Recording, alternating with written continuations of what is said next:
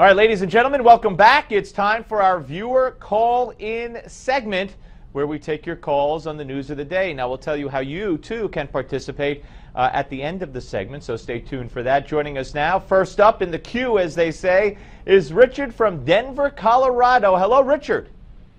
Hello, Steve. Good to talk to you. Thanks for participating, sir. You bet. What's on your mind? Oh, I guess there's so much going on, but we can pick Hillary Clinton. We can start with that.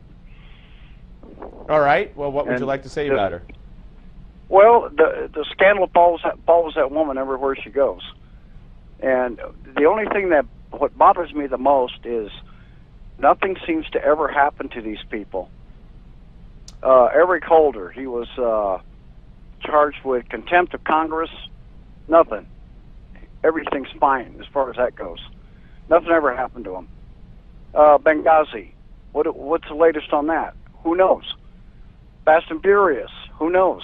Well, everything just gets shoved under the carpet. Yeah, Richard, you're alternating between, Eric Holder and Hillary Clinton. If we want to stick to Hillary, certainly we could take it back to Whitewater, where so many people, including the number 3 person at the Justice Department, went to jail, but not the Clintons. You know, the Clintons, everybody around them was guilty, or a lot of people around them were guilty, but not the Clintons. Now, they called them Slick Willie for a reason, many people would say. Right. In fact, one of our guests yesterday alluded to that. And, you know, it's hard. When you're smart, you make sure that nothing's going to stick, and your hands aren't found to be dirty. What could I say?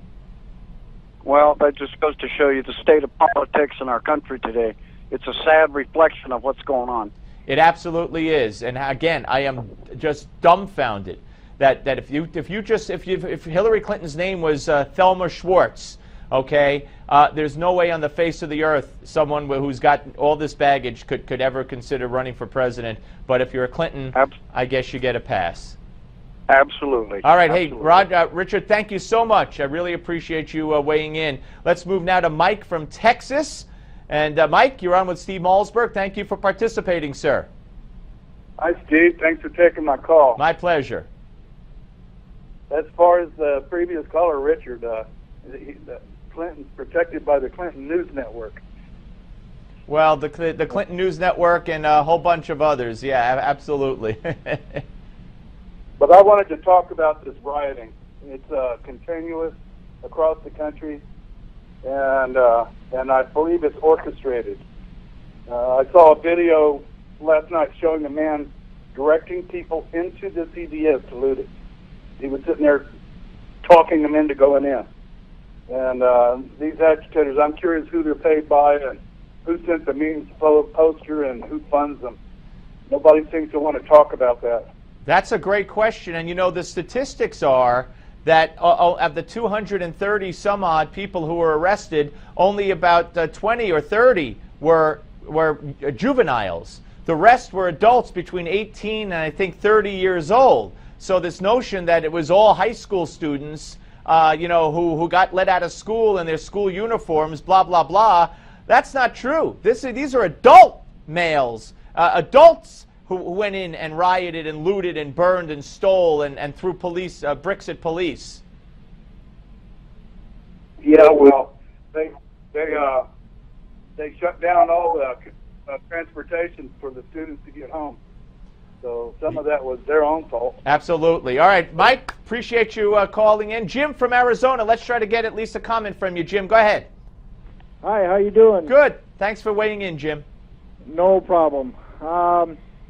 As we all know, how much of an anti-American Obama is, and I say that because of his actions and his policies, i.e. Obamacare, his dealings with Iran, giving them nukes, etc., amnesty, and the results of his policies, i.e. Christians being slaughtered and him not batting an eyelash. Right. Benghazi and broken promises and God only knows what's your question? Because we're a little short on time. Okay, bottom line, why is he still in the White House? Why hasn't he been impeached? Well, despite the fact that Republicans will tell you he's violated the law and violated the Constitution, they don't have the guts to exercise their constitutional responsibility. Plain and simple. Jim, what are they afraid of? You'd have to ask them that. That I can't get inside their head. Jim, God bless you. Thanks for calling. All right, folks, you too could have your call featured right here on air, but you have to get in touch with us first, like now, for the next time. So I want you to email me at callsteve@newsmax.com. Callsteve@newsmax.com, and we will be back in touch with you. Give us a way to reach you during the day and what you want to talk about possibly, and we'll set it up because we want to hear from you. Up next, Stephen Moore of the Heritage Foundation. Don't go away.